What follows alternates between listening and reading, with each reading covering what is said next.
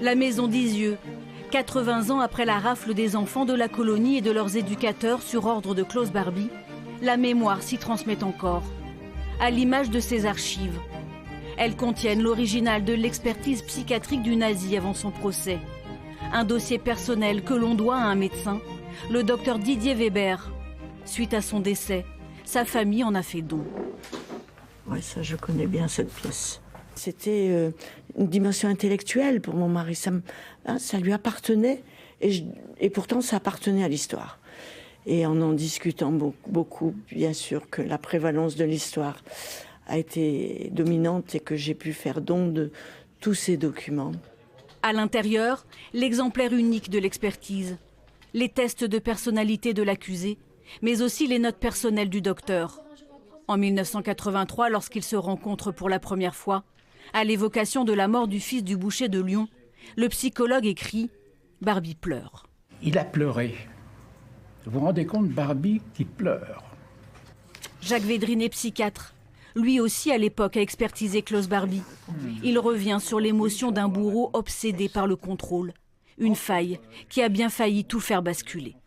Il s'est plaint de l'attitude du psychologue qui lui aurait fait avouer finalement des choses qu'il ne voulait pas sortir, sur lesquelles il voulait exercer un contrôle complet.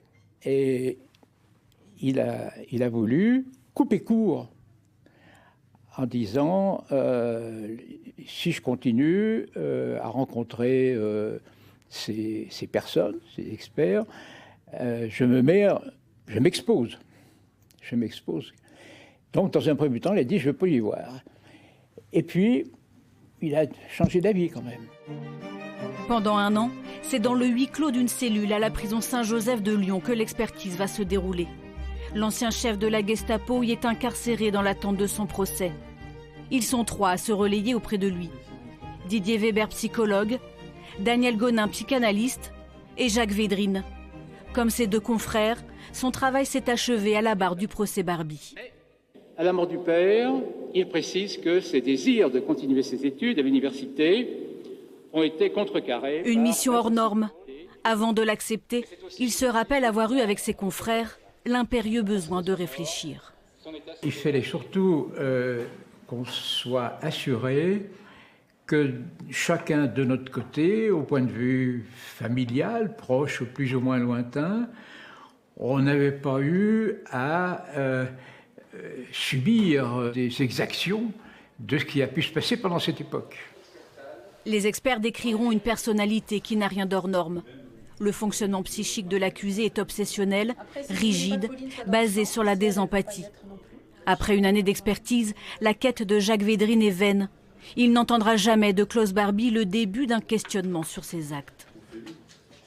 Il avait un fonctionnement psychologique qui n'avait rien d'extraordinaire, mais qui, à ce moment de l'histoire de la communauté dans laquelle il était inscrit,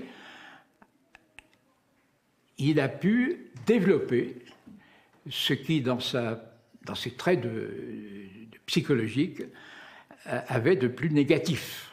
Je crois que c'était assez spécifique de la quasi-totalité de ces criminels. Klaus Barbie a été condamné à la prison à perpétuité pour crimes contre l'humanité. Un nom à jamais associé à la maison d'Isieux.